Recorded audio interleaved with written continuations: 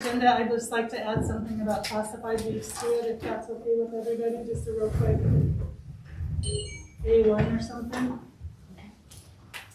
And just talk about classified next week. Does anybody else have any changes they'd like to make to the agenda? Someone like to make a motion to adopt it with that change? So moved. Second. All in favor? Classified, I don't know if you want to be in here. Plug your ears. Okay, next week is classified. On Monday, I've ordered these, you can go ahead and pass them out to give to all the classified. Monday morning we'll deliver those, and I would appreciate if some people can come help me. You'll be able to, Don might be able to. Monday morning, what time?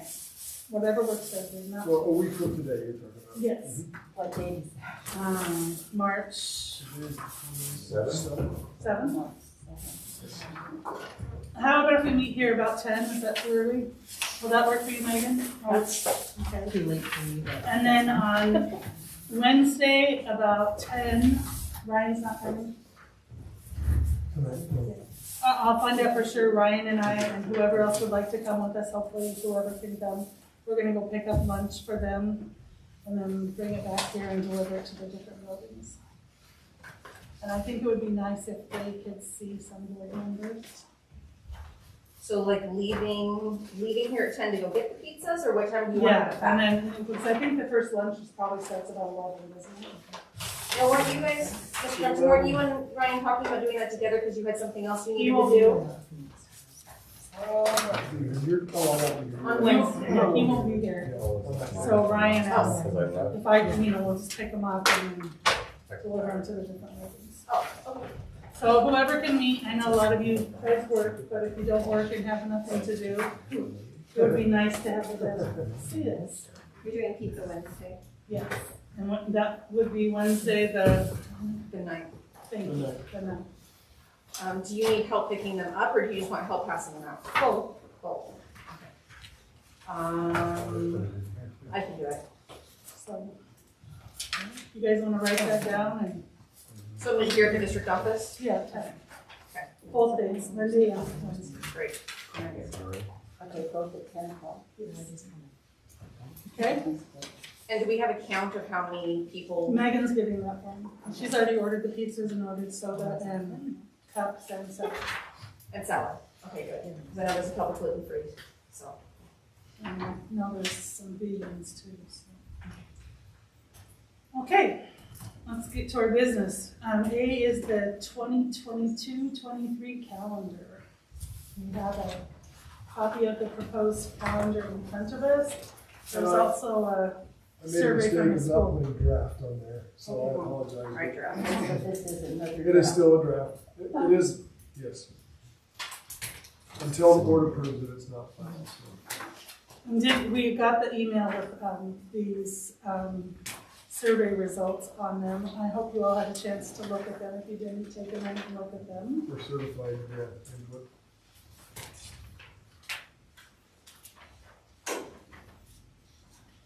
And classified is given input earlier that we could consider also.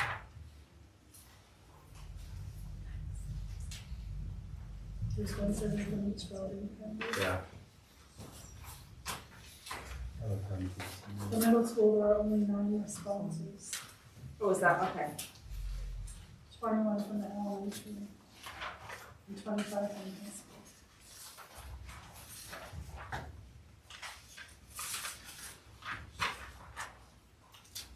And a lot of them are talking about the 7 periods instead of 8.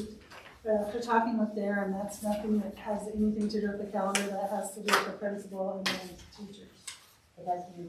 The principal and the teachers have to make that It's a decision. scheduling decision. That's not- Which is different. Have than anything to do calendar. with the calendar. So you're saying that's a different issue or an issue that we don't discuss? It's a total different, you can discuss it, but it's really, it's a scheduling, it's a management of the building issue for our principals to run. Certainly if you want to visit the principals and weigh in on that, you can. So like if they just made the decision to go to a 7-period day, we wouldn't have any say in that? Oh, you could certainly weigh in, but it's again, it's a management scheduling issue. But we would want to hear from board members, but it's not an official board vote. So, so with that schedule, the classes are how long? And how long between the classes? I believe the 46 minutes on the 8-period day, is that correct? I'm Yes. seeing some nods. So, and I believe in a 7-period day, if we reduce 8 to 7, you can divide, add 46 minutes to the rest of the 7. So it's maybe 53, something like that, 54 minutes. I'm sure, do you have it figured out, Mr. Bailey?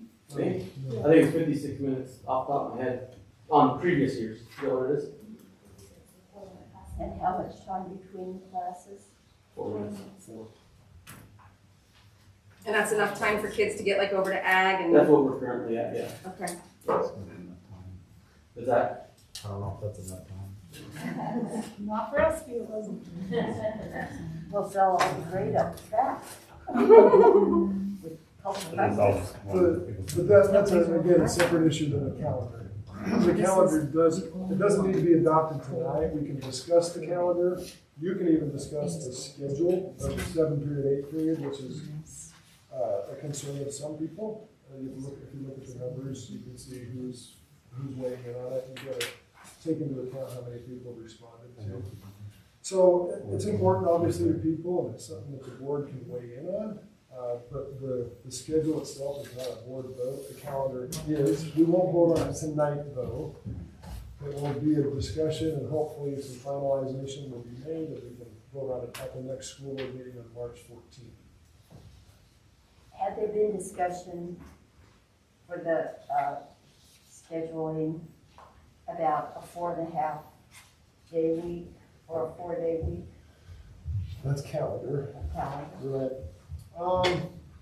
Well, I was just taking feedback, the discussion at the last board meeting that we had, and then the association giving us the input that we received. So that's it. So no discussion about returning to the old block schedule that they had, so on this stuff.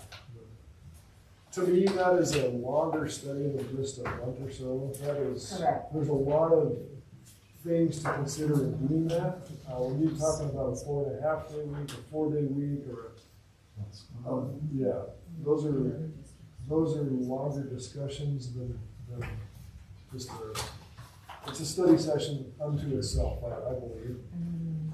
Probably multiple discussions to involve community and get ways buy-in or at least input from people for the board to consider. Well, and especially from the staff. So I was just bringing that up because I know that Nyssa has done that before in previous years. And, I mean, my children were under that. The block or the 4.5? Both. Okay. So, I was familiar with that. I did read the article about students who on a 4-day schedule have lower math scores. And I noticed that in our area, we are, one of 2 schools that have a 5-day schedule. So, Although I think what I interpreted from that article was they said that the difference was more noticeable among non-rural schools. correct. So us being considered rural, that wouldn't necessarily mean that that was the path we would take, if I was reading that correctly. So years ago, we went over all of this, right? Yes. And we came up with a kind of a compromise of like 4-day with some Fridays, like almost every other one. Mhm. And then we had tutorial Fridays in there too. Why do we keep getting, I guess, a little bit further away from that and we have more and more, I mean, almost all of our Fridays are. Well, that's the last 2 years that I have been here, we've had a 5-day week. So, But I understand what you mean, Jeremy, because having those, I guess I call them asynchronous Fridays. So like having every other Friday as a, tutorial or whatever. It also gives parents and students a chance to like schedule a doctor's appointment or a dental appointment or, Even, I mean, it even coincides with sports, but I mean, you That's could have right. a full day one Friday and then a tutorial the next Friday. And honestly, those tutorial Fridays, you guys can tell me better than anybody, but it seems like sometimes the students get more out of the tutorial Fridays than a day at school. More one-on-one Is instruction? that, am I wrong, or is that, Those who come, well, those who come, yes, of course, but I remember as a teacher, What's- we'd probably invite 10 kids who were struggling with whatever concept we were teaching in math, and maybe 5 would show up. But I could sit around a table with 5 kids and make a lot of progress Right. in 2 hours.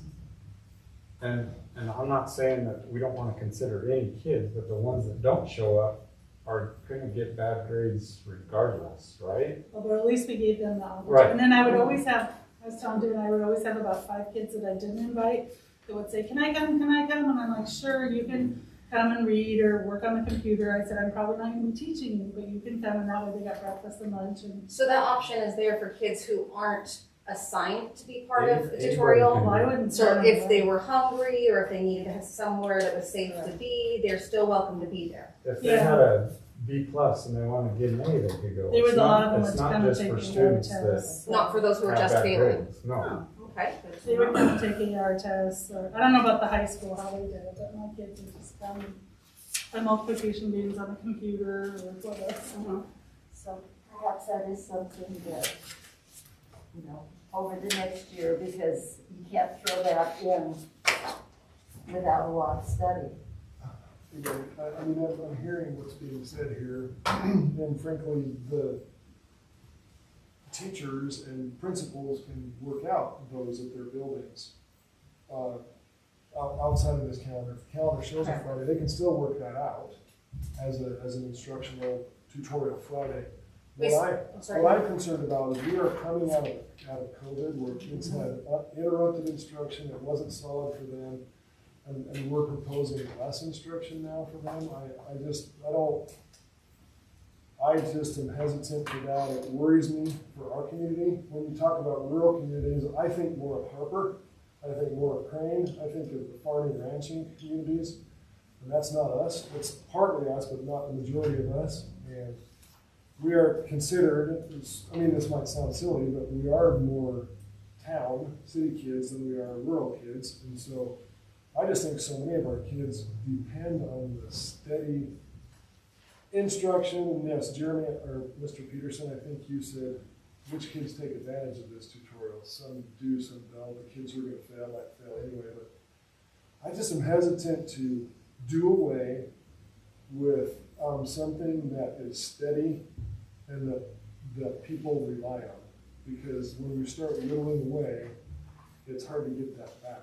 That instruction that kids desperately need here. The food, the safety, what you can say all the social issues too. But I'm talking about instruction too. They have had instruction that's been interrupted and challenged through COVID. And I think if we're going to do a 4.5 day week, I'm definitely not in favor of the 4 day week at all. And but the 4.5 day week, certainly something to consider, but I think it's a longer study than just right now. In the meantime, our principals can work on some tutorial stuff for kids and families that we experiment with it this next year. But the calendar as I am presenting it tonight, is all Fridays. It is a full day Friday, and then principals can work on that. I know there's some concern, particularly at the elementary, with how Mr. Murray schedules or doesn't schedule time. And so I am currently working on that through the evaluation process. So I want the board to know that. So that's my thought. So are you saying that on one of these Fridays that was scheduled for schools, the principal could say, today's gonna be tutorial Friday? Or? We would have to coordinate with everybody, right? Because some families have a kid in every building. Right. So we would have to coordinate that. But yes, we could. I've never seen it happen before. That's interesting to think that they could just. So you're saying that they would all have to decide that it was tutorial, or that like the high school could just say this coming Friday, we decided that it's tutorial for our kids. Well, yes, think about that. So if you have a high school student who also babysits his younger siblings, for him to be at school and the elementary to decide to keep the kids home would be a problem. So Right. we would have to coordinate. Sure. Vice versa is fine, for the high school kids to stay home and the elementary kids to be there and then go home later. But, so we would coordinate. We're a small enough district that our principals work well together, we would coordinate those things.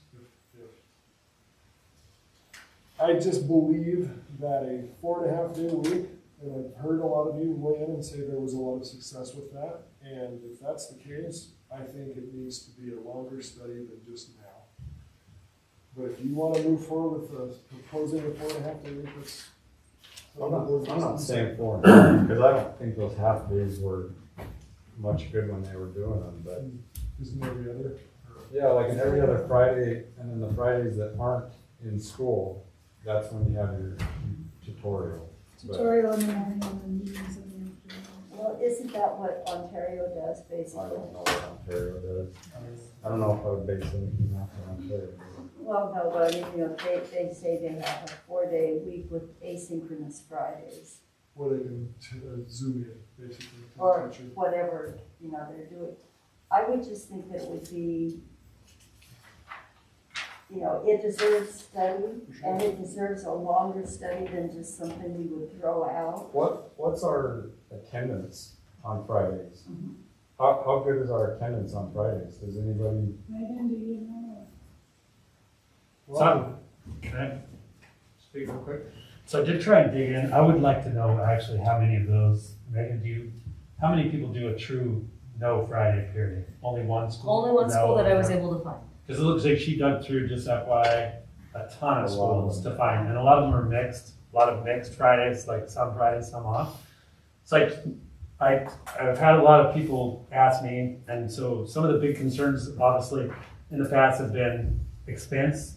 Does it say expense? Expense is negligible. So from the studies that I found, expense was negligible, because it's just transportation and whatever. So expense was negligible. Attendance, negligible. Almost the same, didn't matter. School, non-school, negligible is what I found. As far as what happens with the kids, from what I could study and internet, I found odds and ends, different things. Almost all kids ended up staying at home. A lot of them reported increase in chores or family duties or having fun or whatever. And then the other half,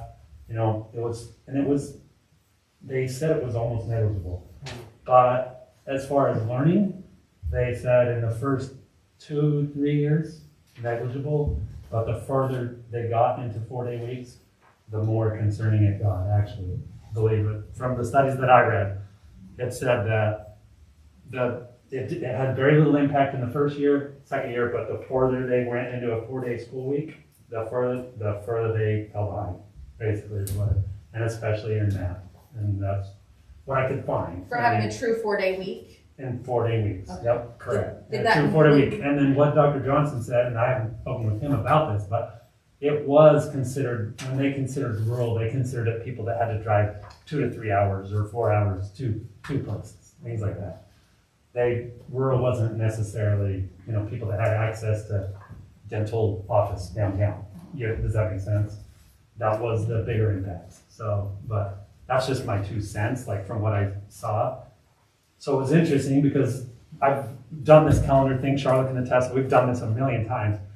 And it seems that, for families that want more family time and it works very well. Like it's a very, very well system. But over the long term of it, from a school study standpoint, from what I could find, they say it is detrimental to learning. But the other arguments, when you do pros and cons of it, the other arguments of it were, bottom line was whole health of a family and or a child, right? What do you consider the whole health of a child? Are they getting social skills? Are they have more family time? Are they learning job skills? Are they blah, blah, blah? Those seem to be all of the different things. That's just what I could find. But I didn't have a ton of time, but those times that I took to try and, find an outside source other than just what I hear, because I kind of know like which people are going to tell me what and which even weigh in, and I don't. I'll be honest, I don't know what is perfectly right, but I don't want to talk a ton about it. But from my standpoint, I think that a mix a mixed version is not that bad. You know what I mean? Where we get a couple, where we were like last year or maybe the year before, I think that's a pretty fair middle ground. From my personal standpoints, from an employer, somebody that employs mostly people who only graduated from high school, just an FYI, that's the people who graduate from high school, or that's usually the workforce that I get. That's, you know, people don't go to college and say, hey, I'm gonna go work for the post office. They just don't do it. But one of the detriments of what we're seeing with people that are 4-day, we have a 6-day work week plus a 7-day if you have a 7-day delivery. We have a lot of people that don't want to work 5 days, you know, in a week, and we're asking them to work 7 or 10 or 12 or 14 or 21. And over the past 6-7 years, I've seen a huge problem trying to keep that type of people that, you know, that think that, you know, I can work 4 days, you know, whatever. So, and then in defense, you know, some people, most 4-day work, like places, if you work at it from like, because the other thing is longevity, keeping teachers, all that kind of stuff, you know, competing with the marketplace, right? Well, outside employers, a lot of them they do work 4 days, but they work for 10s or for, you know what I mean, things like that. So it's difficult. We're in a tight spot, but that's just from what I studied, what I know. I think, you know, just if I had to weigh into it right now, a vote, I would go with a mix. I wouldn't, you know what I mean? I think we gotta find a balance there, because we're definitely competing against full 4 days. And we definitely know that there are some impacts the other way. And I think it, you know, our community would maybe benefit from just going in mix. That's where I personally stand. So, anyway, Well, I did work a 4-day work week for 30 some odd years, and it was 4 on, 4 10s, Yeah. and 3 off. Yeah. And it worked really well for me, you know. But in a school environment, that's, you know, Right, and it we're worked not well for asking my kids. kids to do that.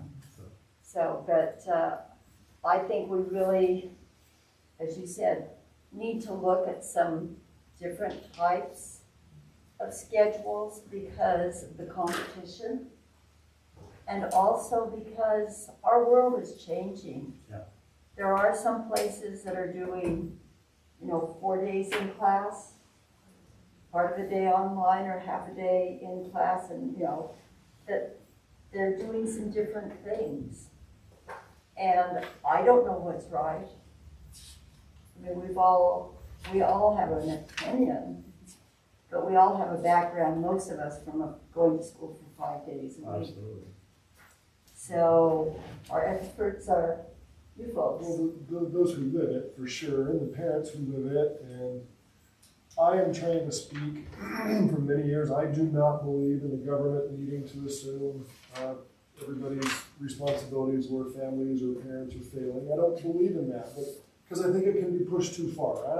I'm not a government knows best sort of a person. I think, but I also am so concerned about too many of our families. There's a reason that this community qualifies for free breakfast and free lunch for everybody, and it is because of the poverty level of families. And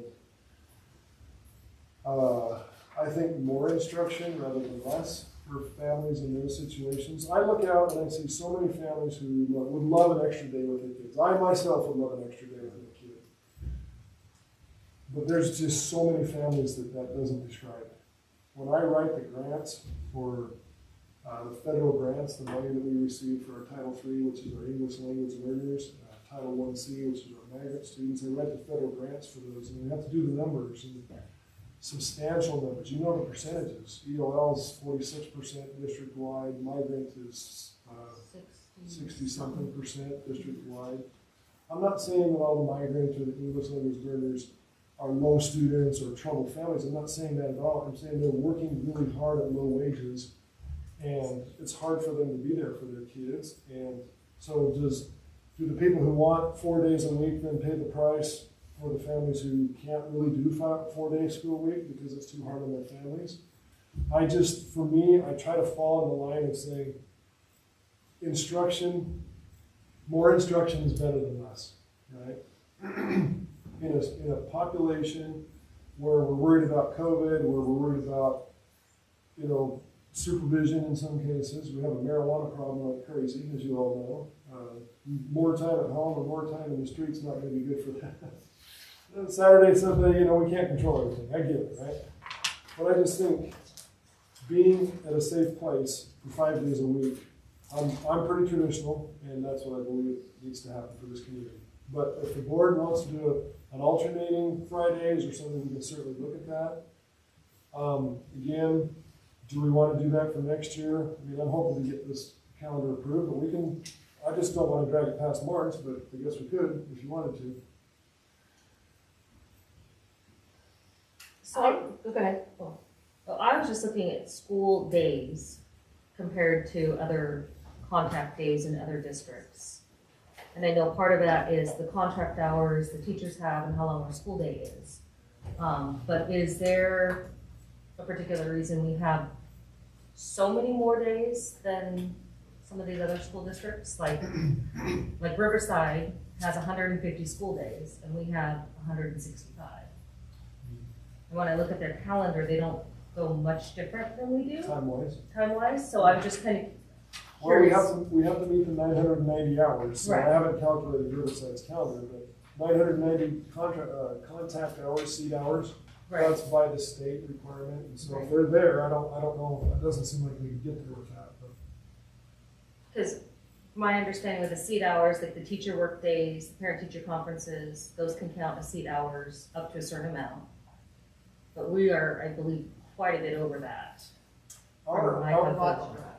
One of the reasons we took out some of the in-service days is because our teachers were saying they wanted the kids more, not less, right? So, I mean, I credit our teachers for saying that because they agree that kids need more instruction. So, we could put more in-service days back in where kids do have some Fridays off.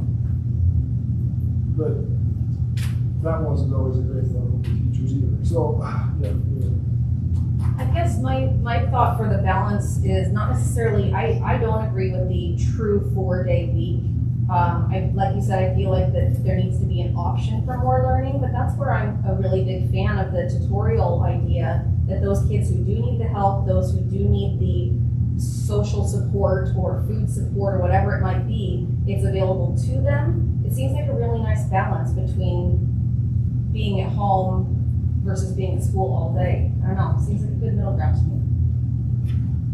As in the 4.5 day concept, is that what you're talking about? Well, not 4.5, I was thinking 4, but then the 5th day is still teachers working, but having tutorial during the morning hours, and then teacher meeting times and training times in the afternoon. See, if you look at April, okay, leave it like that, but then have those yellow days, your tutorial days. But do the teachers need the full day for in-service, or would they be okay with a half day for in-service? Okay. It's the same as it was with the last board meeting, so. Haven't changed. So- That's my copy. So April, the one I was using for an example had in-service Friday, school Friday, in-service Friday, school Friday. So it's every other. Okay, well, And so that, the idea would be that it would be kind of a half and half tutorial, half in-service? Well, like a full day one Friday, and the Right. next Friday would be half day tutorial, half day teacher. Right, on every other week? Yeah. And that It's really available to wouldn't, the kids every Friday. that wouldn't really impact our classified personnel because they would still be working 5 days a week. Yeah, they even helped in when I was 2 days. And it wouldn't impact our bus drivers because they'd still be driving 2 times. When we did the tutorial Fridays last time, there was no transportation. Right, not on the tutorial Friday. That really affects who comes, right? Doesn't it? So I believe last time, wasn't it supposed to be a cost-saving measure as opposed to a, like, intervention measure? But I think we want to be careful with that. I don't think we're in a situation where we need the cost save, so I want to be careful on that messaging to the community. we're not in financial straits, that's not a consideration. That was partially it a long time ago, Yeah. but like I said, what they found was it was negligible. Like I said, in the studies, they basically, because they're still paying teachers the same, and so it didn't matter. You know what I mean? Because that's the majority of your wages is gonna come from the actual teachers doing the work. So it was a small, it was negligible. As you were talking earlier, the other thing that the research talks about what affects limited student learning is the summer gap. It's the hour gap and it's the summer gap. What do you mean? So, meaning 3 months off in the summer is not good for learning. Oh. For a lot of kids. That's why some schools are going year round with more of a lot. I'm not proposing No. that. Not this community, it definitely wouldn't work. Not the type of. Sure.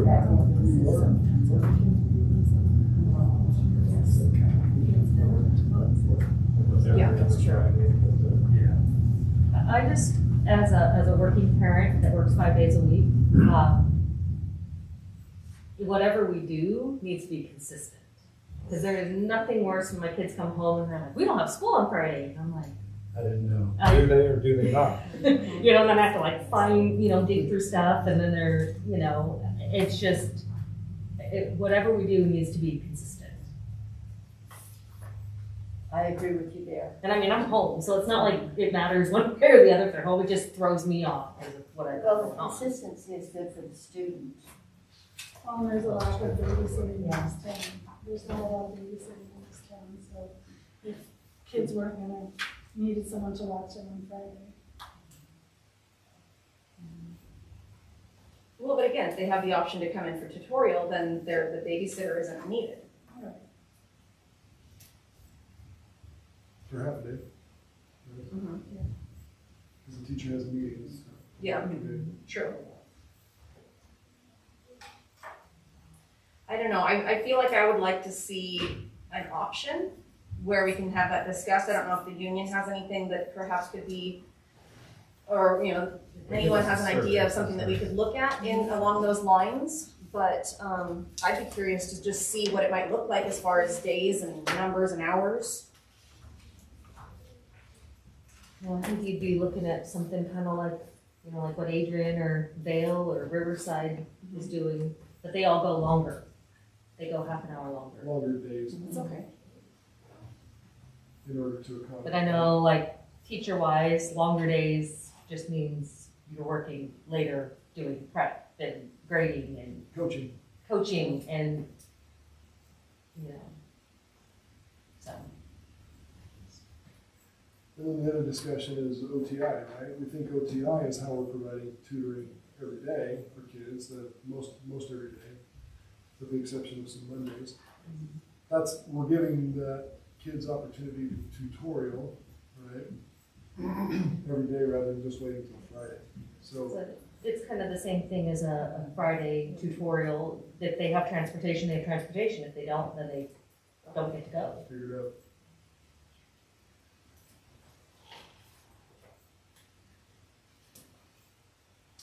Okay, so what are we gonna do? Well, we don't. We're not doing anything, it's a work session. It's a work We're session, just so I don't talking, know, so. But- Is there anything that I don't know if I'm not sure if I'm allowed to ask for comments or not, but is there any other calendar that we could even consider? Absolutely, it's your work session. If you want to open it up, that's up to you. Mr. De Leon? I mean, I'm sure there is, right? We've had past calendars where we've had those tutorial Fridays, which you spoke of, and I'm sure you can find them somewhere. We can help with that if we need to.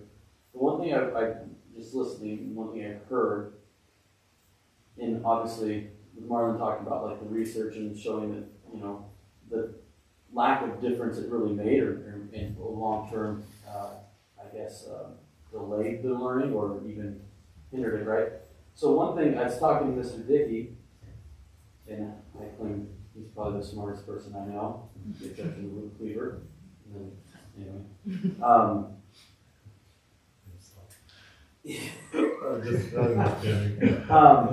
The one thing that he mentioned, which I thought was a pretty good point, because we won't see this until research is done 10 years from now about the impact of COVID. Right. One thing that we are seeing in the building, careful saying this, it's almost like there's too much school right now, too much, it's like an overload for the kids because they didn't have so much, you know what I mean? And so Dickie's like, well, and this is coming from Dickie, this guy, he's like, I've been going on and watching webinars every night after work. He's like, I watch a webinar every night after I join a webinar. I'm doing studies. There's places in Portland who didn't have school for 2 weeks because fights, kids are just, so we are seeing an increase in that kind of stuff, and the attendance is a little more, it's difficult to get kids there. So what Dickie suggested, like, having 4 days is not the answer. Having 5 days is probably not the answer. He's like, there's got to be a slack in the system that we create. So for these students, he's like, we did them a disservice by going from an 8-period day to a 4-period, and then saying, guess what? Here it is. And just like, and I agree with him. You know, I've talked to kids. I had a kid in my office today, and it is just draining them. And I don't know, like many of you, I don't know what the right answer is. You know, 5-10 years when your study's done, you know, did we make the right decision? But Dickie has agreed, and I can't disagree with him on that. There's got to be slack somewhere. And so when I do hear like the idea of maybe a tutorial, I'm like, I can't say yes for sure, but also can't rule it out, you know. And so that's just one thing I wanted to mention in hearing that. And of course, we've done it before, right? And I really enjoyed it. And like, I know sometimes you get this thing in the community where, well, that just benefits teachers. They don't have to work on Friday, they leave. I coach year round, and I personally enjoyed it. I thought they were good for kids. You know, I think it was good for a reset, you know, getting a little extended, and they get coming for help. And, you know, one of it is just holding kids accountable to that. Like, I remember if you didn't show up to OTI on Friday tutorial, and you were assigned union detention or in-school suspension. Like, you had to go. And that's high school level, right? Elementary, you can't get a ride at 6 years old. All right, we're only doing this serious stuff. Those are some things that we did to encourage those kids to be there. And they showed up. I'm telling you, we had a kid, when we had that one tutorial Friday this year, and we kind of, Mr. Jackman maybe suggested the day before, I think sent an email out. And there was one kid, like, I'm not coming. I'm not going to be here. And these were kids that Mrs. Sapp and I spent a lot of hours on, I'm telling you. And they actually showed up. They were the kids that needed to be there. And we told them, we'll come pick you up. We'll come get you. You tell me, you know. So I take the school van now, if we had to, you know. And the individuals, there's like 4 of them, and they showed up. And I'm telling you, they're some of the most time-consuming students for me, and they are failing multiple classes. But I would say there needs to be slack somewhere, and I don't know the answer. But, and I would say I agree with Vicki in that statement. And so when you're talking about slack, you're talking about what? Give me an example. Yeah, so like I said, the tutorial Friday, right, which I think you've thrown around that idea. You know, would that allow kids to have that? You know, they could come in and get help with a group of 5, and sit around a small group with their teacher and get some help instead of being instructed and then getting further behind and more frustrated. I am seeing a lot more emotional, like students becoming more emotional based on their learning. Like they're more frustrated. It seems now more than they were in the past, in my previous 4 years as a high school counselor. It does seem like they're a little more emotional about their learning. And so getting frustrated, those sort of things. So. Well, this is one of the things that we've all been concerned about is the mental health of our students. So what is it like in the middle school and in the elementary school? I mean, are they faced with the same kind of frustration because, you know, it's just not coming easily? I think the elementary, and I don't want to speak, I guess I'm looking around for elementary people, but the elementary, I think, from having been an elementary principal for 20 years, 21 actually, is a frustration with learning because of masks. So much learning happens through facial expressions at the elementary, and the teachers can't convey all that. Susie, you know, you were a teacher at the elementary level, and being able to see teachers' lips when they're teaching you how to read or pronounce, so I don't see the overwhelming frustration with too much school so much as I see kids just frustrated with not being able to be normal, with seeing faces and teachers seeing children's faces. And Well, hopefully on Wednesday. Oh, yeah. On Wednesday. March we 12th. should- Well, Wednesday, Holt Gill is supposed to make Another decision? Well, he made one today. He's supposed to make the decision that, you know, is like a real final decision. Well, it came out again today, and they moved it up to March 12th. I hope they keep doing that. So I think part of the issue too you get is your math teachers want everyday instruction.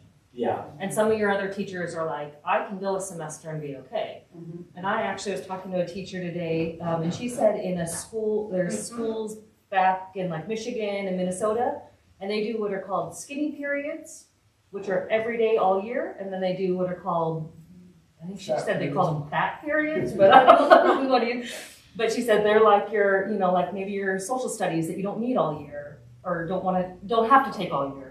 And that would just make more headache for you. But I'm just saying that there's options of, of different ways we can pack that schedule. So, so maybe instead of it being, you have PE every day, but for a shorter period, but you have your social studies class for what would be a double period for a semester. So that could give some flexibility I there. could call Kenny Ball when he was the high school principal. He spent hours doing skinnies because in this small population, it was really hard to figure that out. But it's been done. They were doing the block schedule then. The block schedule is trying to get skinnies in there because. Yeah, because you can't lift weights for an hour and a half. Believe me. The other thing but some kids can't do math for an hour and a half. Yeah. Right, but they had those. block didn't work. Right. The other thing that I think that Bobby brought up that we're kind of forgetting is I think COVID is, we have no idea the impact. I'm on my third. I know lots of these people are on the same that have kids that have experienced it, and it is unreal different. It is unreal different. The impact that it's had on a straight A student that missed out on all sorts of social activities, and then also he's engaged in all of it, and then, like Bobby said, frustration from whatever points. We're forgetting that part of it. The overall impact that year and a half, 2 years have on those kids it's going to be long term. You work with SPED, and you are probably seeing all sorts of stuff, probably like I'm seeing. Yes. Kids have no executive functioning skills. They are so behind. I'm like, first percentile in Renaissance, cool. That's like my 17th one, That's what we're seeing. If they get in the green, I'm like, yes. Very rare. So, one of the hardest years. Can I comment or no? Yeah, absolutely. Yes. So I think, I've read about it a lot myself, Marlon, and there are studies both ways. Yes, right? the pros and cons, like I said. There are both ways. And we've had tutorial Fridays before. I don't think we need a long study group to know that we've done every other week in our near past, and it's worked well. And like you said, we're up to 165 days. When we first started working on this scheduling, we used to be back at 158. And we just keep creeping those school days up. And I haven't seen a lot of success come with that. That isn't the answer. It's efficiency on Fridays if we're going to have them. And let's be real, teachers have to go to the dentist, they have to go to the doctor, kids have to do the same thing. And Fridays are where all that hits. And if you want to take COVID into consideration, I'm more cautious as a parent. I send my kid less frequently when he has a slight fever. Instead of sending him the next day, I wait 2 or 3 days. He's pushing already, right? When he doesn't have homework, he almost cries. He's like, I don't have homework. This is so amazing. So that tutorial Friday is an option for when you're being more cautious, taking COVID into consideration. That gives him a chance, like last week, he missed 3 days. Now he's scrambling for the next week and a half to make up tests, to be at tennis practice. Tutorial Friday gives him that opportunity to reboot and to function. And I think we've seen the every other week work well in our district. I don't think we need a long study for you guys to consider that, and I just wish you would think about that. Well, if the board directs me to make a 4.5 day week, I will do that. Look at in the next little bit. It's not a 4-day week. She's talking just a tutorial every other Friday. So that's what we're talking, tutorial every other Friday. Kind of a hybrid. 4.5. Just tutorial every other Friday. That's basically what we And I got think 3 like years in ago, right? December, when they were in November, when there were so many breaks with the holidays, that they didn't do it every other week. But most of the time, Yeah, you're right. you know, because of Christmas, you're already off 2 weeks. I do want to speak just on like behalf really as looking at that survey I shared with you guys, and I'm sorry I didn't get that out sooner. You know, I was always busy. The one thing, could I ask one thing, when you Yes. send out those surveys, always include for us how many people actually work in those buildings, how many people it was sent to, I guess I should say. So we said all teachers. But I mean, we don't know how many that always There's is. 80, sorry. Okay. 80. So if you add them all up, that's 80 total throughout the district. Throughout the whole right? thing. So 55 out of 80 responded. Yeah. And I will say, Melissa Vargas, when she emailed it, if there was any shared staff at all, she included them with the high school. She didn't include them with the middle school, so fine arts, you know, band, choir, art, anyone that shared staff, she included with the high school, not the middle school, so it's. I just always have a hard time with the survey when it says Yeah. nine You're right. respondents, and I'm like, out of how many? Out of 9 or out No, of? I was running out the door, I'll be honest. I was. Yeah, no, I appreciate it. I'm just saying Next for day in life, and thought I wanted you guys to have it though before, ahead of time. Okay, so what we're suggesting then to Darren is maybe to make a model of an every other Friday tutorial, just to compare it with this and look at it, so we have that option. Is that agreeable with everyone? If Darren could come up with a schedule that has I wouldn't even say a model, I would say a proposal. proposal. Come back with a Well, proposal. then we can look at it and compare it to this, and then we can go over each Okay, one. great, that- Would be best for just. And I guess what I wanted to point out was just the number of teachers who said that, right, they are potentially looking. And I didn't like that, I'll be honest, right, it was kind of a little after the fact, it was kind of on the question, like, based on the schedule, right? I think, I think that could be, people might just be looking, period, right, and it may not be considered based on the schedule, although that was the way the question presented.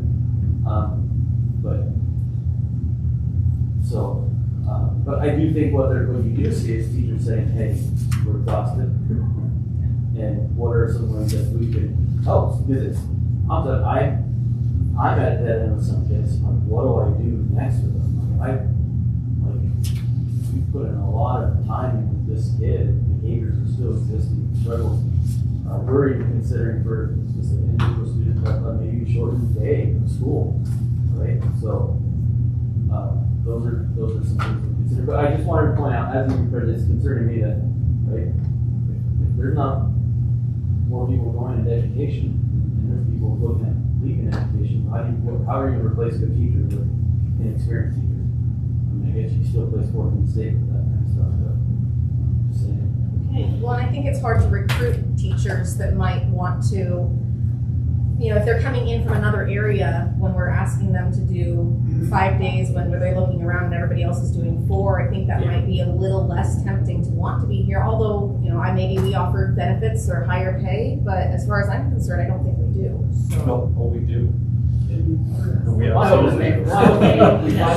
Benefits, sure, Compared to sure. Okay, Yeah. let's move on to B. I think we come up with a solution Okay. to have Dr. Johnson make a proposed new calendar with the every other day.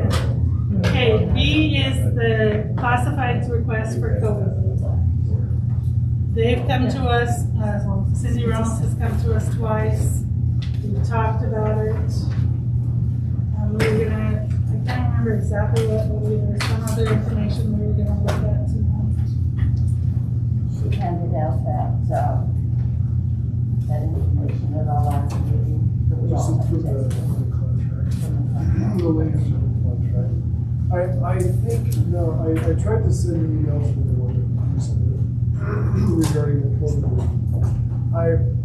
Certainly, we value our employees, we want to treat them right. We don't want anybody to feel like we are doing them wrong, and I think some people felt through the pandemic, the quarantine, that they got better off. You know, that's a not really a great way to say it, but because people had to quarantine multiple times, whether it's your child or a family member or you or whatever. And now this may or may not be true, but I feel like because it was our nurse delivering that message, the employees felt like you quarantined, you meaning the Nyssa School District, and therefore it's your job to make it right to me because you quarantined me. And we were going by what the Malheur County Health Department made us do, and so if we don't comply with that, we're under fire. And so it's this whole, we want our employees to know we value them, the work they do every day. But this wasn't us doing it to them. So I want our employees to know that it was not, although the message came from us, from our nurse, it felt like it was us doing it, but it was actually the health department. So we ought to go ask the health department for extra money for days list. And that ultimately came from Kate Brown, somebody showed us. But you're right, our district nurse was absolutely in the line of fire daily and pretty much hated by a lot of staff members and parents and frustrated people. And she was just following the rules. And I know I felt frustrated sometimes when it was my kids that were involved, but she really was just following the rules. So I think that you're absolutely right in that fact.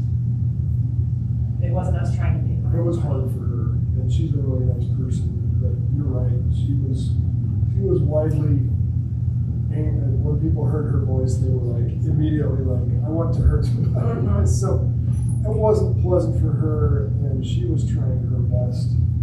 And could she have had a little more leeway in decision making? I don't know. We were trying to do our best.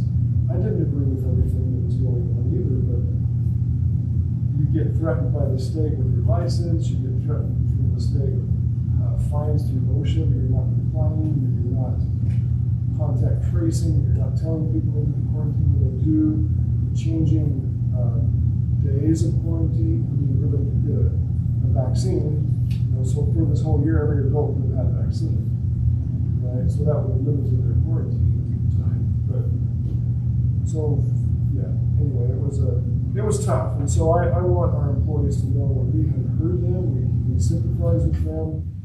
Many people did pay, lost a lot of their sick leave because of it. I know they did, but it was not the school district's fault, although it probably felt like it was at the time.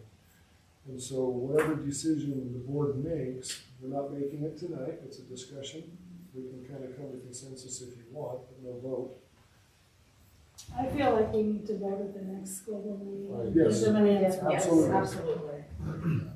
We should have voted last time. Yeah, I agree. Just vote and give them an answer either way. So is there any more discussion? I think we can, I mean, I showed you all the email that I got from one of my coworkers. And I think we could probably flip that if they had to quarantine and they had a negative test, they wouldn't have had to quarantine if we were in this time period, but at the beginning of the year, they had to. So I think if you could, where they have to prove that that's the case, I think we should consider doing something. If there's the required paperwork. Because here's the thing. They can go somewhere else and make more money. Are we gonna stick to it because we nobody else does it? Or are we gonna try to say that you're important, we value you? So you're saying that if, whatever we do, or should we do something, you're looking at making it retroactive? So it's like prior to January 11th, when they started requiring 5 days of isolation instead of the 10 or whatever, or the negative test, it could be from that time period at the beginning of the year to that date. If they had a letter from the health department of a nurse stating they had their quarantine and they had a negative test result, they wouldn't have had to, at this point, quarantine. like based on the rules now, they wouldn't have had to quarantine, but they had to back then, regardless of their From the vaccination start of the school year. of school. We're talking September. July 1. Yeah, Or the first Yeah. day of school. to January 11th when the rules changed. So August 1 to January 11th. is what you're Right. talking about. But it would be, because if they were sick, they would have had to stay home anyway and use the sick time. But if they had to quarantine and they weren't sick, and they have the test saying they didn't have COVID, then they wouldn't have had to quarantine. Is anybody gonna be able to I have produce that? I have that information on my kids. Because you had to send it to the nurse. Well, we're also talking about employees though. So, I'm just saying that there's, But this one only, am I reading it right? yeah, that one's only if you were diagnosed. That's what I was gonna say, that's what, and I wouldn't be 100% opposed to this one. I mean, Right. this one's if they were diagnosed with, Personally. Okay, and then- personally with yeah. COVID-19. Not the Then they- children. then- not- yeah. And I'm just saying that we But it can, said not the other way around. yeah, but I'm saying we can do, I'm just saying that there are districts that are making policies. districts or a district? That was a district. A district. yeah. But it was also for a COVID positive person Right. only. I mean, they're Yeah, I pretty mean, specific. It's Yeah, for but I'm COVID saying, we can do positive. something like that too. I'm just, Right. Have we had positive employees Oh, yeah, that this would, for sure. no, that this Absolutely, wouldn't yeah. have? Oh, yeah. and it specifically says that if it's for family, that it's not part of it. And I wanna remind the board that whatever we decide for classified also is going to. Yeah, apply it's to gonna be certain right. items. That's Right, for them, but- So it's 7, I think we found 7 employees who were adversely harmed, who had to use all their sick leave. So But are we it just might not even classify- affect them So one we way or the haven't other. studied what certified leave. Certified of. So are we just talking about replacing their sick days? If, during that time period, if they meet whatever 10-day criteria was quarantine, set. Which is a 40 hours is what we're talking about. Is No, that what you're this talking about? was replacing their sick leave that they had to take, is that what you're If saying? they had, well, I don't, we just whatever, I'm just saying that we should have, 80 hours.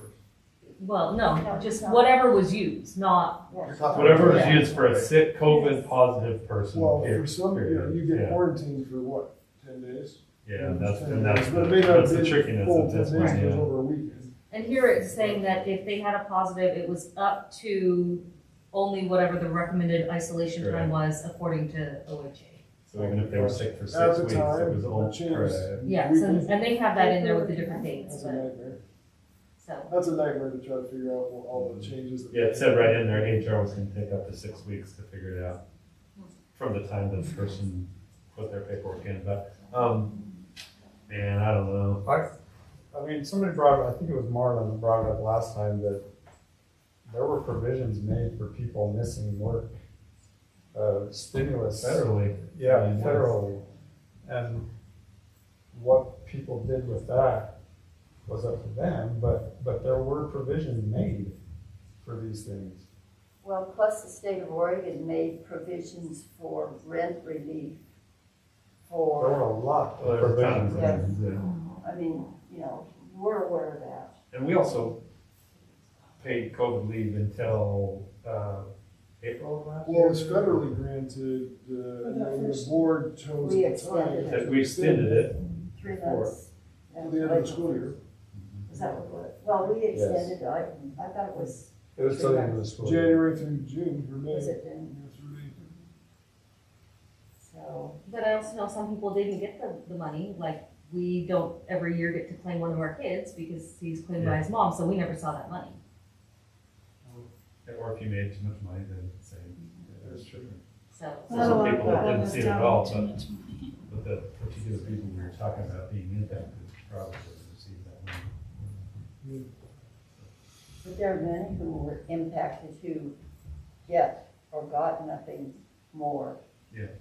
All So- people who work for the school district would receive that. There's somebody that made too much money. Well, that's not true, I shouldn't say that. Because if a spouse, Yeah, this is the salaries we pay here, if a spouse never know. makes substantial amount of money, then you never know for sure. never know. but I You guess don't. is it more of, are we going to on principle say it doesn't matter, there are people that are financially harmed by this policy? Or are we gonna say that our staff members are important and we wanna figure something out to make sure Well- that they understand that they're valuable? That's a good point. I mean, but I do want to caution the board too, that there has to be, if you decide on granting something, if the board does decide that, then there needs to be an end to that, because I don't know what going forward looks like.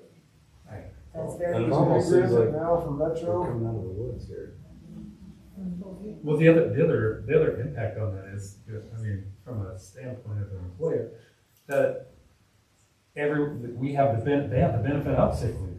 And some people abuse that and some people don't abuse that. You know what I mean? I don't know what your policy is for requiring a doctor's note or a not a doctor's note, or, you know what I mean? Some people take sick leave for whatever. Some people save it for a long, long time. You know what I mean? I've had heart surgery and my appendix out, and trying to think of the other third major surgery, and I still have 1,800 hours, and I have people that have worked the same amount of time as me that have, you know, they're begging for sick leave because they have 100 hours. So I actually and I'm like, for us, it's very important that you say that we don't have short-term disability. I don't remember if do you guys have short-term disability or Give the not? option of buying. Yeah, that option of buying, yeah, we don't even have that, but, so it just, and you make are you guys a day a month? Is that what it is? 8 hours a month? It occurs forever? So, the bummer is, you know, too, if you're 2 years into your deal, you know, and you had a baby and a couple things, you know, then that's not a person that I would say abused it by any means. But then there are people, you know, that have been working 10 years and they've somehow managed to use every bit of it, and then they get in this bind and are in trouble. So it's a catch-22. It's a catch-22, because it is already a benefit that they're already getting, and that some people are very careful with and very, you know what I mean, use it for exactly what it was may have been intended to, and people that don't. And if you want to be fast on the rule like that rule, then how tied were we under the other rule? What is our attendance policy? I don't know. You know what I mean?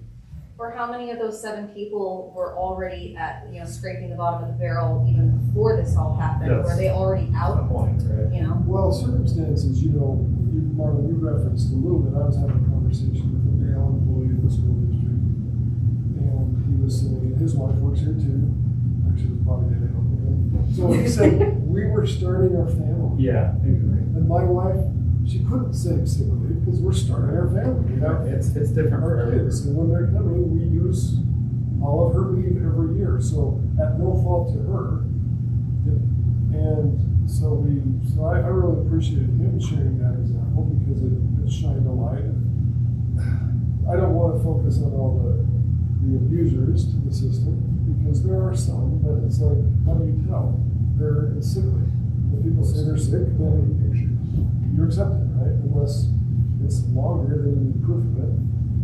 But, so there are indeed some employees who were out of sick leave because of mismanagement. And there were some employees out of sick leave because of legitimate circumstances that they were just trying to live life. Live a good life, actually. Because of that, she got 7 unclassified that were out. Right? How many consequences do you have? Right? You only have 7 that are out, and if our decision on.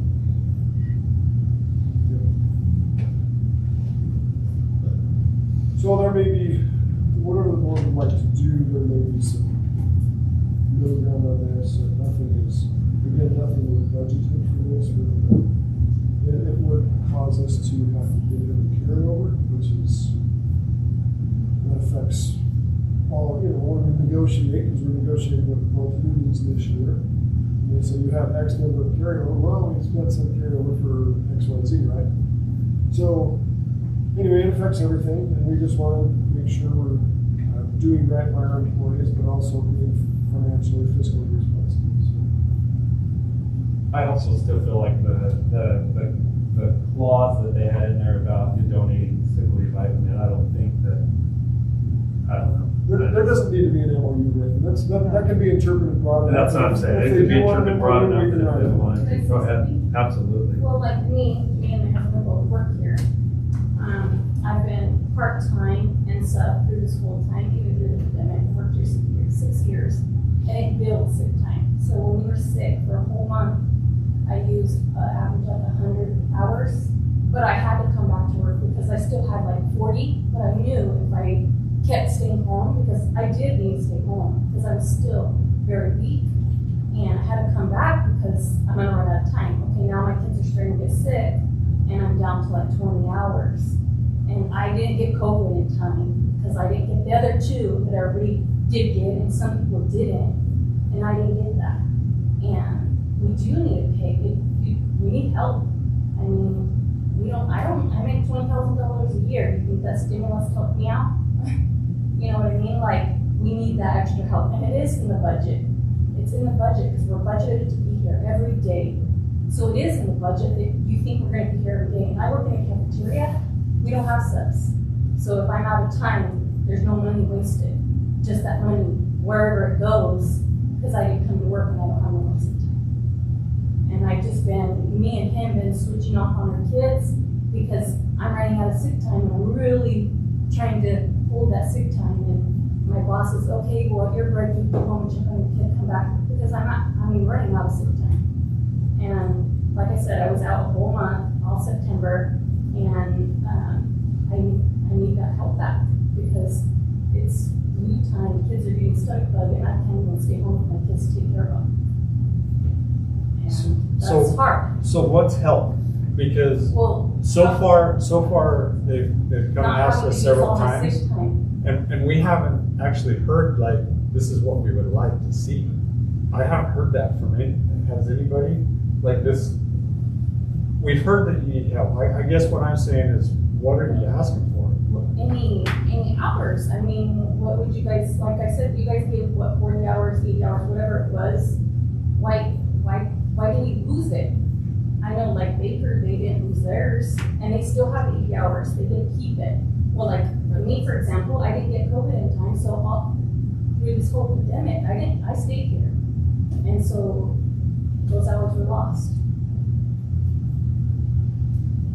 And how many? I mean, if you guys say there's only 7 people that lost their hours, okay, then how many employees lost the 40 There were hours? 7 employees who had to quarantine longer than 40 hours. Mhm. Than the time they. So then the majority of the people didn't use their time?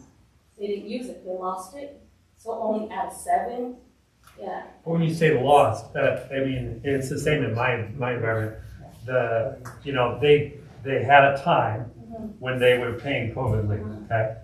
And during that time, I think out of 24 employees, I think 6 of them used that time, okay? Since that time, pretty much everyone has gotten it, and they've had to use their sick leave. But we didn't consider that other time, lost time. It was just, during that time, that's what they had. I mean, it's unfortunate, and that's what I'm saying.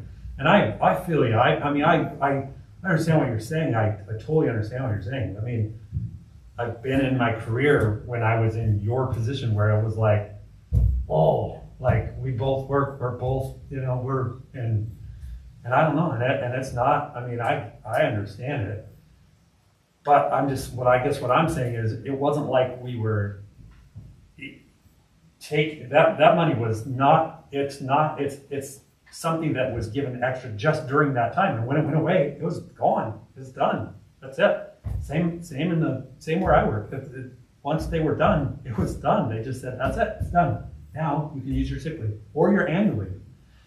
I mean, I have personally, over the time, used my own annual leave, my vacation time in lieu of, just to make sure that I had that other stuff to protect me. I don't know. Now, and I don't know all of your situation, but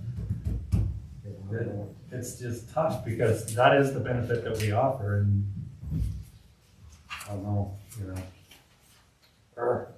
and it's better for some cases and worse for others, and no question about it. So it's tight. So is there an option if someone wants to come up with for people, besides just saying, no, we're not gonna give any other sick leave? Because the one that you're suggesting is pretty complicated. Well, I think it's, I'd have to look at it, I haven't seen it, so I don't know how complicated it is, but. I still think that and it's not a pool, I get it's not a pool, but if if other people wanted to donate, and we really had some people here in dire needs, that's why that language is in the contract. We have the same language. I've donated personally to other people before. In ours, you have to donate you have to donate your vacation time, you can't even donate your sick leave. You have to So donate is your there vacation time time. in their sick leave that they could borrow from? Someone they can agree to give somebody else some of their sick leave. It's But there only, is an it's, exception. it's a generosity deal, period, right? Is that how And yours right is? now, Rosa? it sounds like Sitting you're there. not- There's not an amount that sits in. Right. Yeah, it's a Something has generosity. to come up and then it has to go, somebody has to fill out a form. You have to fill out a form and say, this person has had this catastrophic event in their life, and I'm sure that COVID would qualify as a catastrophic event, and they're in need. And then people say, Well, I've got 500 hours, I'll donate. So I'll donate 20 or I'll donate. And in your language, are you saying you can donate sick leave? Or you can't? Do you know? Is there not something in our contract for catastrophic events? Yeah, so Yes, that's what I say, it can be Okay. interpreted broadly, and if the union doesn't feel comfortable interpreting it broadly like that, we can write an MOU for them to do that. That's one option, right? Now, I know that the union doesn't like me or you telling them how to use their sick leave. That's not really up to us, although we have to consider that that is an option available. There's the other option is what they're asking you, us, the district, to make it right somehow to them, even though there are arguments that it's already been made right in some ways, and those hours were not theirs at all. Are other districts doing it? Yes, they are, because there's a lot of people landing in different places on this. Right? And this is one of them. That's one of the ways to land. Baker and LeGrand are both in our bargaining unit area, so the people who bargain the unions up there also bargain the unions here, so they're aware of that. That's fine. That's how it works. So they did grant some. I'm not aware. I could call Mark and George. I have not called them to find out how many hours they did grant, or if it applied specifically to employees who had COVID, like this one does, or if it was just a blanket to everybody. I don't know how that works for them.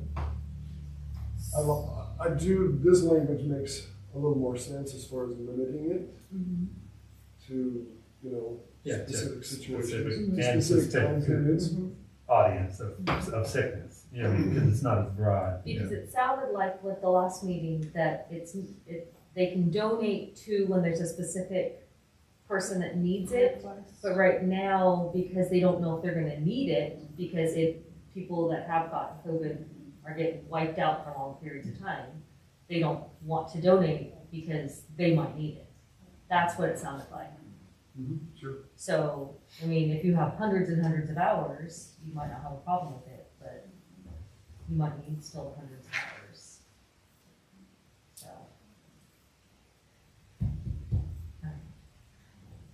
I mean, I just don't want, a family who's working for us to say, we gotta go find something else because we can't. This isn't working. Is it possible for, say, someone in the certified, a teacher to donate some hours to the classified pools? Well, the certified does have a pool. But can they donate some The to? classified, I don't know. It seems like it would make sense, but I don't know if that's been done. In the city, we've done it with Public Works, and Cross their union actual boundaries. contract. Oh, it's done that way, but I don't know. They would have to consent to that, but certainly the district would not stand in the way of that. I apologize, Donnie. I'll let you finish.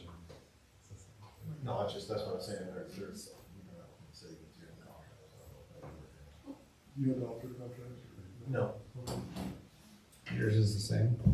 For what? Ours crosses all boundaries, but it's all the same leave system. Every bargaining unit negotiates differently, but as far as donation, it crosses all across the board. I don't know if a district has ever faced that, particular thing. Because for ours, a leave request goes to the whole entire system, so. I do have one thing to say, just as a teacher, our students come in and out of the classroom every 46 minutes, right? And we have different kids all the time. A lot of the instructional assistants, they are with the same students many hours throughout the day, so they had to quarantine a lot more than teachers had to. You know what I mean? But it's just how it works. I don't know how many teachers had to quarantine, because they were exposed in their classroom. I'm sure obviously it happened, but I know the instructional assistants had it happen a lot more because their time with the student was like pretty much all day, especially the one-on-ones, or even if they're in, the middle school special education classroom, they might be in there 2 or 3 times. And so I just know that it affected instructional assistants or classified staff more than it affected the certified because of that. And that's why I think that was their biggest concern, is they had to quarantine quite a bit more than the teachers did. You know what I mean? Because of that. And just clarification, from what I understand, if a staff member is fully vaccinated and boosted and the student that they're with becomes positive, they don't have to quarantine? Is that accurate? Not anymore. Not anymore, it changed, there was a time period when it did, and it changed, and so the dates, and then I'm hoping that these are all correct, because I have to backtrack and find what all it changed. I guess I'm just saying, starting from now forward, like not saying anything retroactive, but at this point forward, if someone got quarantined next Monday, Yes, if a student got quarantined, if the teacher or classified that they were with is fully boosted, they shouldn't, as long as they don't have symptoms, they should not have to quarantine, so therefore it wouldn't be an issue or a drain on their sick. Moving forward. Moving forward, Moving yes. forward, right. But that doesn't help. But no one's upside down right now, I don't think. They're only just at the bottom, right? Is anyone upside down? She Well, said yeah, she's pretty some- close. Or in a right? deficit? Yeah, but if she Yeah, I gets have sick, Yes. then she Yeah. got Well, I have some seen were, seven were, 7 classified employees were, I don't know how many certified. It's just You pretty know, I sad, don't like like sound grocery really stores, hardcore, our but- general dollar here, they get COVID pay, the Les Schwab gets COVID pay, Ore gets COVID pay, Walmart gets COVID pay, and Noonan's, and they're all about, if the majority of them are, if you're vaccinated and you got COVID, or if you're, they're paying, and, they're giving that COVID pay. If you yourself, I know it was Marshall, that it's yourself that got COVID, then they pay you. But if it was a family member, they don't. Like, there has to be something we can come up with so that people can't abuse it. Because if we have all these little, stores around it, they're are doing it, and we're a school.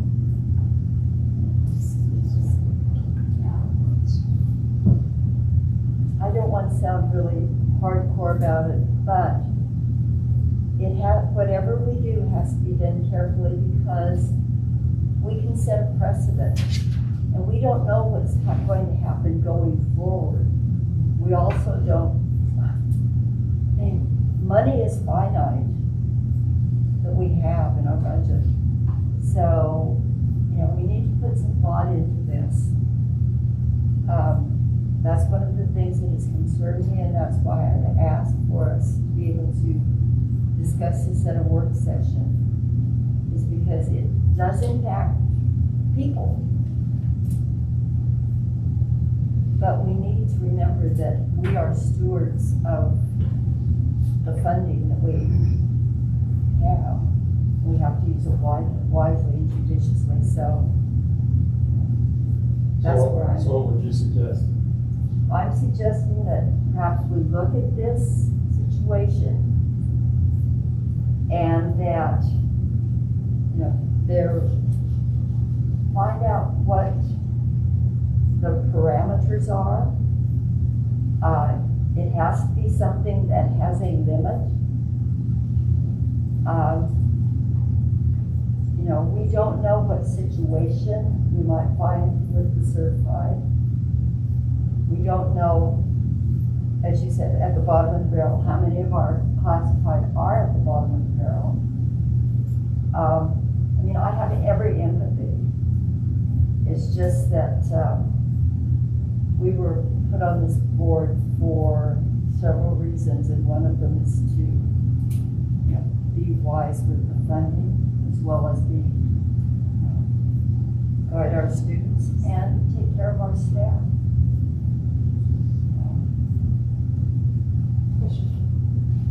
Although I'm not generally inclined to move forward with granting more leave, my question would be is if we did, could it be under the exact statement that this is only for this school year, shall never go forward, shall not carry We've done forward? it already. We've already done Yeah. it once. Like really, this is, But that's what they did last time, in other words. So you can say the end, but then it doesn't stop, yeah. If there's another Delta, Omicron, whatever the next one is, if there's that, right? And that's kind of what Pat's saying, it's setting the precedence for, that's gonna happen again and again and again, because last year, we were here doing this and. Well, it's like Dr. Hunter was saying, we need to have something in place moving forward, so we're not here every time a new wave or a new, something from the state, just you have something that makes sense. Well, it's hard to predict the Right. future, right? Because the reality is we've never faced this until the last 2 years. It's never been an issue with people. The amount of sick leave that people have gotten has been, Good bargain. sufficient to, it's been bargained, it's been sufficient to cover their needs, it's whatever, you know what I mean? So, it's been for some people, it hasn't. I mean, that's just true.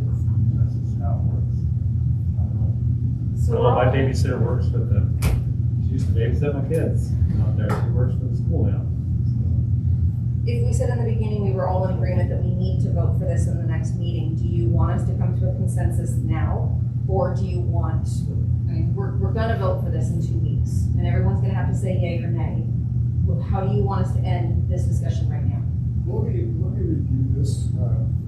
Just Megan about this tonight, I haven't seen it. Ryan is our HR director, he and I will be talking about this, we'll have to talk with payroll to see how that's, Christy is payroll and leave tracking, so she does all of the above. So we're gonna have to sit and figure this out, how this is gonna apply, how, we don't have a huge HR department, okay, like. Yeah, I'm sure Russian they Parliament. have, I'm sure they have a big one. And it's gonna take them 4 to 6 weeks to figure it out, so, so we got. So you're gonna come up with one proposal, and then we will vote on that proposal, Yeah. and make it simple. Vote Or, on your proposal. well, you guys say, I vote for this, or I reject this, I vote against it. And the vote against would be to nothing, to grant nothing, right? So, And you can get us that before the meeting, so we have time to read it. yeah, so I have a calendar and a COVID leave, off. Yeah, if we could get numbers from Crystal, roughly what Right. that would cost, then Yeah. that'd be helpful. And how many certified might fall under that also. I think it's all staff, not just certified though. No, Well, I mean, run certified out, class- coming Oh, out, yeah. run out of That hours. would be, Because you're right, they'll have to go for certified too. so. Okay, so I think we've got that taken care of. Let's move on to C, the mask requirements. Dr. Johnson has said that as of the 13th, 12th, 12th, yeah, which today we is had a meeting. next. Today we had a meeting where, the governor and the director, state superintendent of public instruction, Colt Gill, came out and said that was moved to March 12th, where masks will no longer be required. Sorry, I just had to stand up. You guys. That's why I did this. I could have passed this down, but I wanted to stand up. Halftime stretch. Stretch. So I have written a letter. I should have given it to you, but I thought it was too many papers.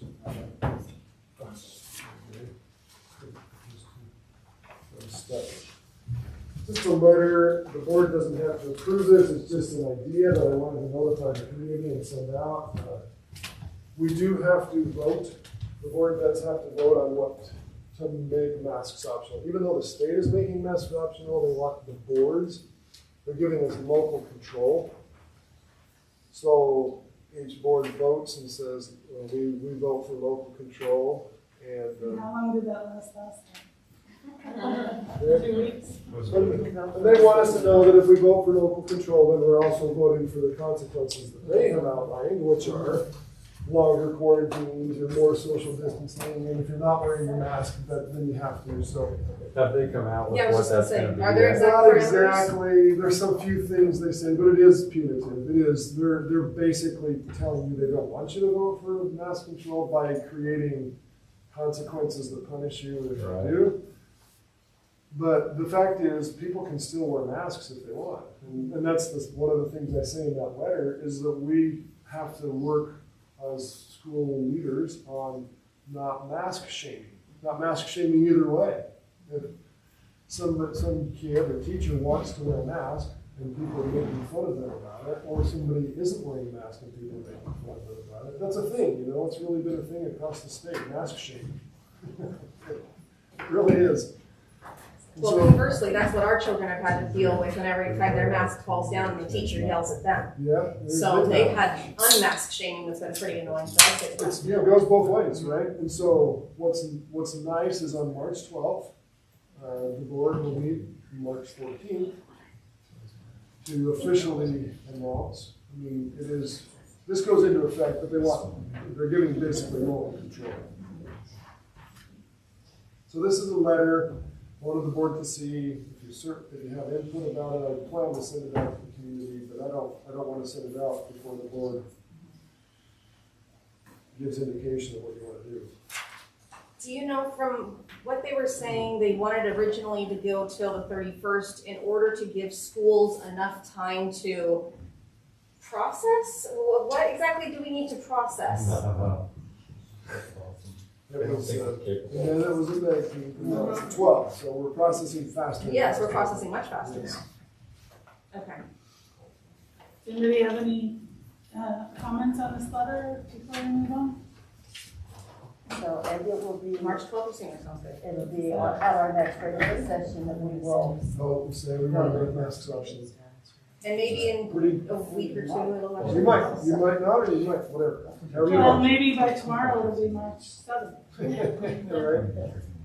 Let's hope for March. Well, and they've declared it, so once that date hits, we don't have to wear masks, right? That's fine. The board, but they do want the board to make an official declaration, so then. Well, I will happily declare. there are certain areas that are still going to have to wear masks, so.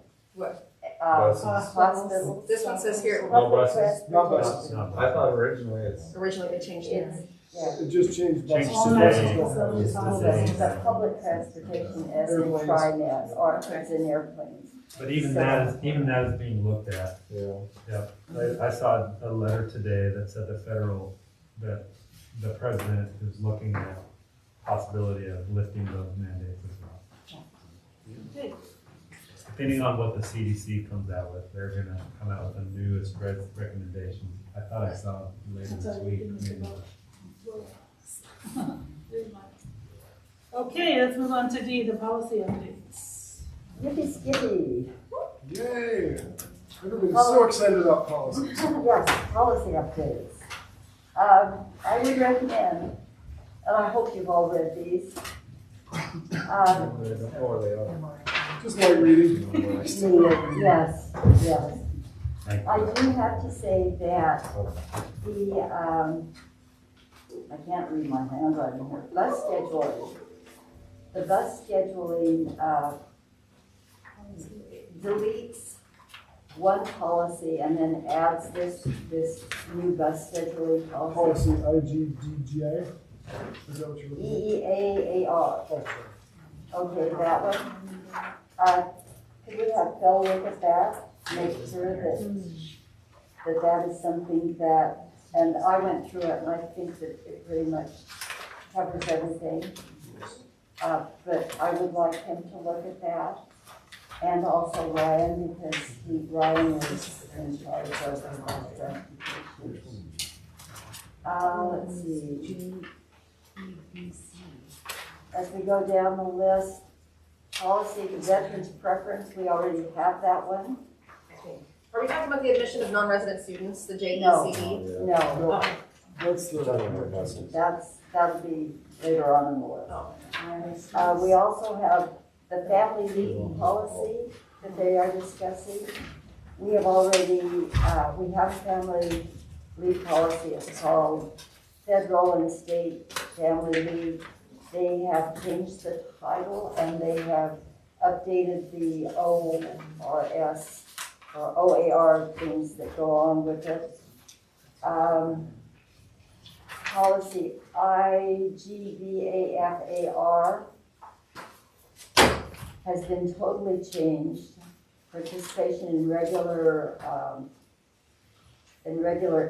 education programs, special education.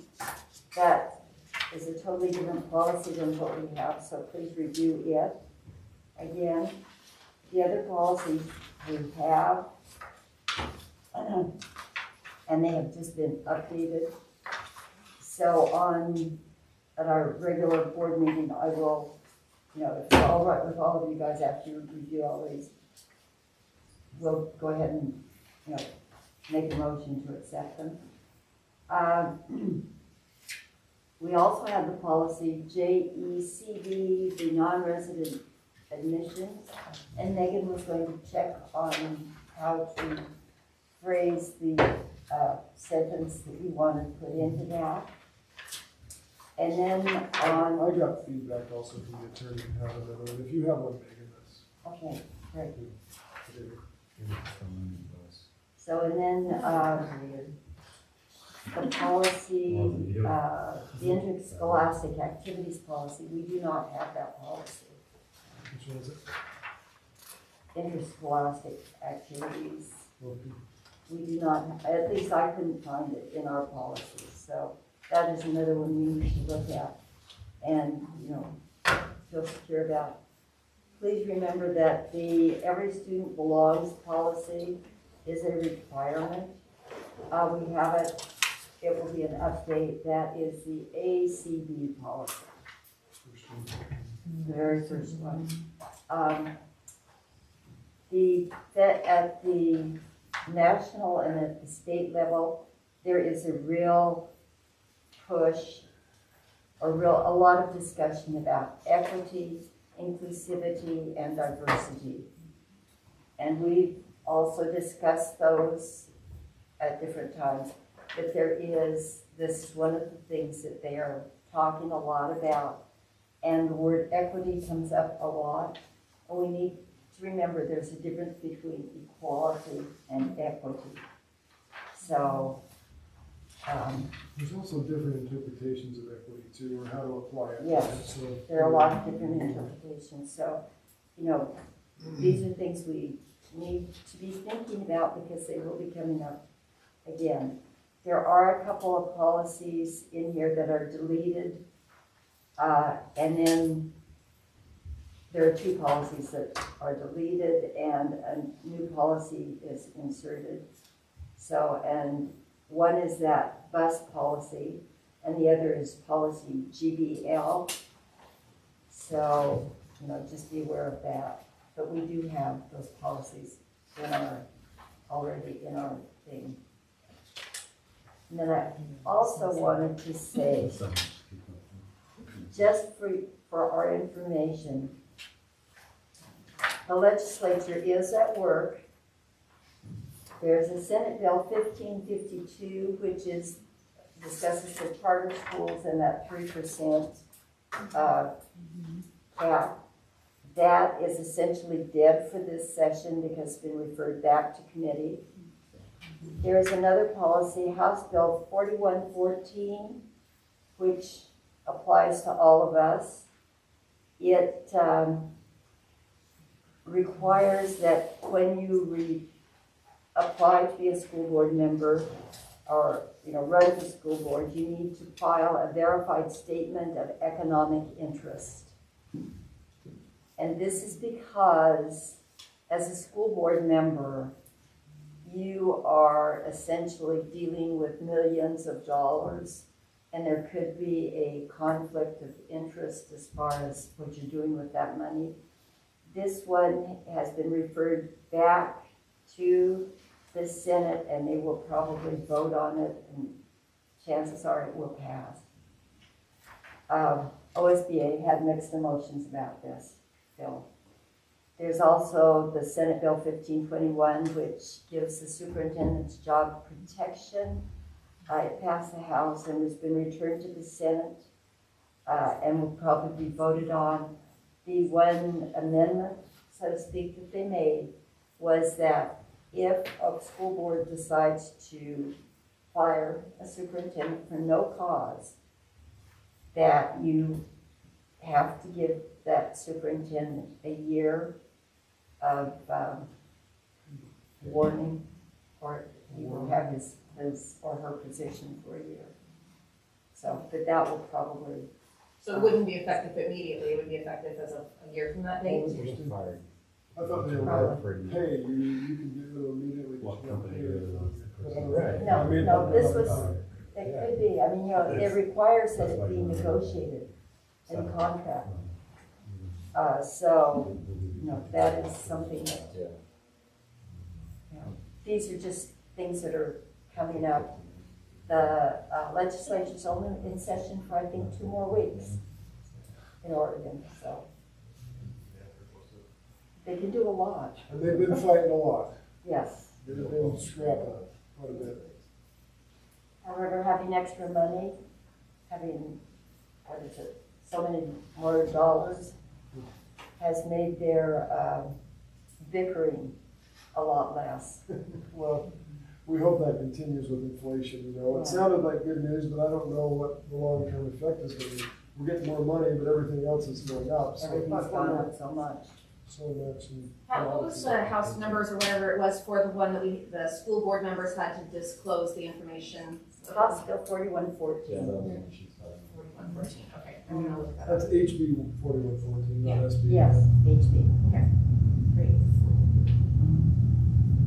So, that's interesting that they would put school board members on Yeah. or want to. But I'll be logging on here, so God, we spend all those millions of dollars. Well, I can see it in the instance of maybe, someone owns a contracting company and there's work that needs to be done and then they kind of push through that their company needs to have a better bid. But that's conflict of interest. Right. So you're saying that wouldn't happen? Well, it shouldn't happen, but I mean, But certainly. it has happened. So, but, and we do have a conflict of interest policy. Yeah. So, but anyway, I just thought I would Great. bring those little things up. Thanks. Is that all the policy? Did we talk about the nutrition policy? Well, number 2, the JEBC proposed language amendment. Take one there. I think she said you were talking. So this was language that they proposed for the enrollment in the online school. And that will be added to the, I don't have the policy itself, but I had written the last time you had the policy, there was a little arrow. Yeah, there you go. Alicia has it. You guys see that? So there's an arrow right there where this statement would go. So this will be under consideration for adoption at the board meeting. If you want to discuss it, change it, add to.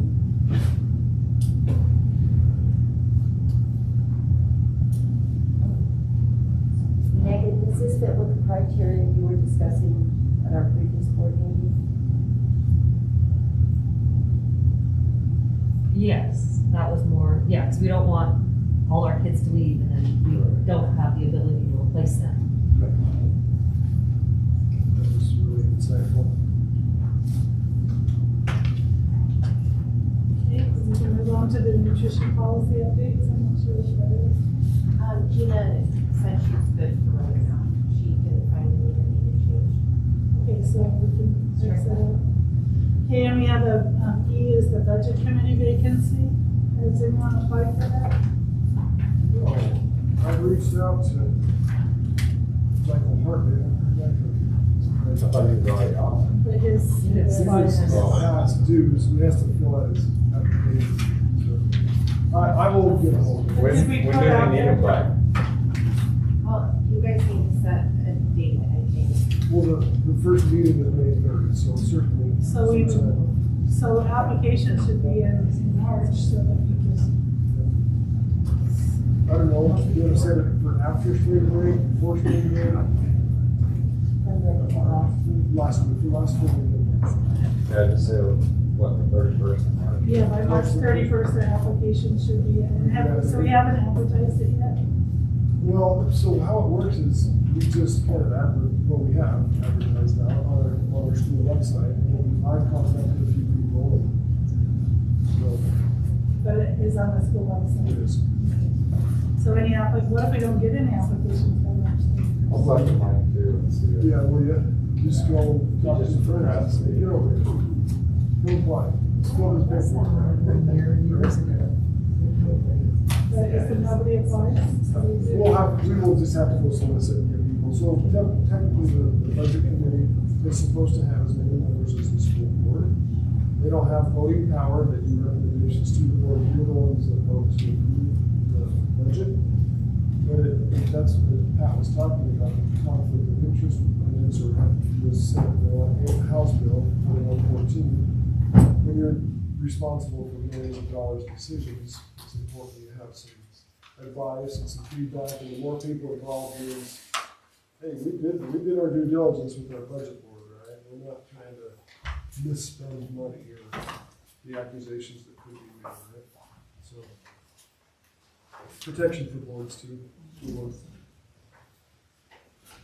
Alrighty. Okay, so, and I'm gonna suggest that we adjourn this meeting and take a 5-minute break before we go into the executive session. Is that okay with everyone? That's great. I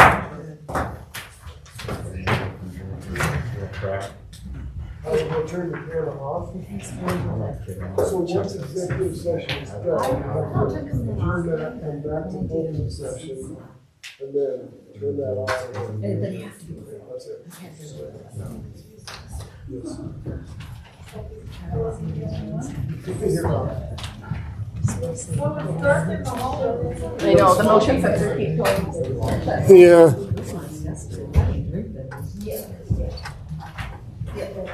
Thank you.